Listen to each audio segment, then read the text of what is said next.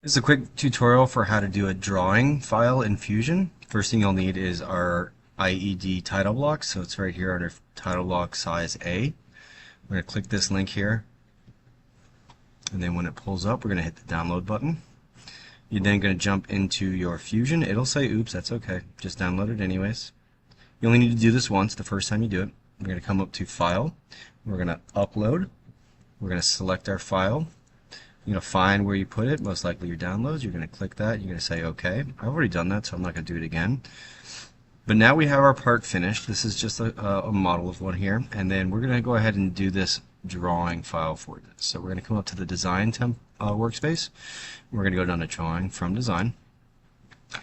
This is the template that we're going to be using. So you click on Template. That's the only thing we need to adjust. And we need to click on our IED title block. So you're going to say OK.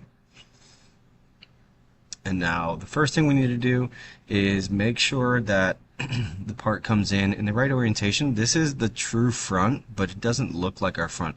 So under orientation, I'm going to change that to the top view. I always want shaded with hidden edges. And then let's see what 1:1 looks like. Oh, that's way too big. So we're going to go 1 to maybe 1.5. That looks better. So I'm going to place my base view right about there. I'm going to say OK. Notice how it gave me a center mark already. Now I need to project this. So I can go up here to project or hit P on my keyboard. I'm going to select the parent, come up, click to select my top view, come over to select my isometric view, and then my front view. And hit this check mark here to finish that off. And it's going to do some thinking. Now this is great. The only thing I want to change next is I don't need that as hidden edges, so I double click that. I'm going to just change this back to shaded for the isometric only and hit close.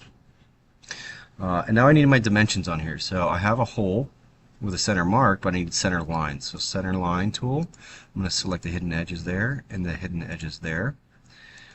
Okay. I also need my height, my width, and my length. There's always two views that you can use to get every single one of those measurements. So D on your keyboard or dimension.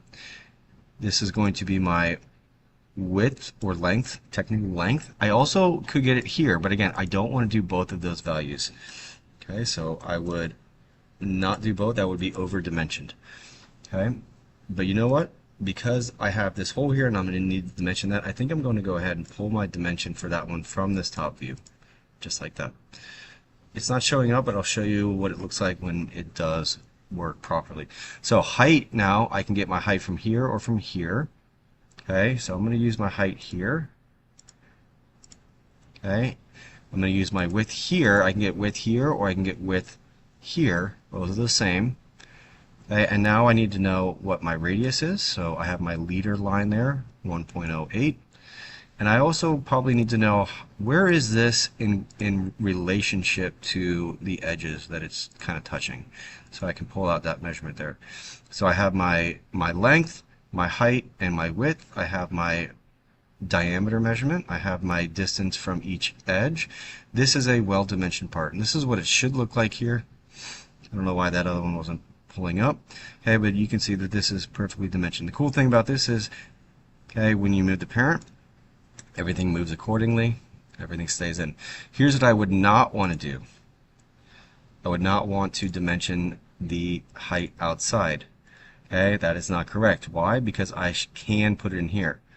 Okay, everything should always be inside or between parts, unless it can't be. For example, this 1.4 naturally is going to fit outside, and that's okay. Okay, but if it can go inside, it should. Control Z is your best friend. There you go. Hopefully that tutorial was very helpful.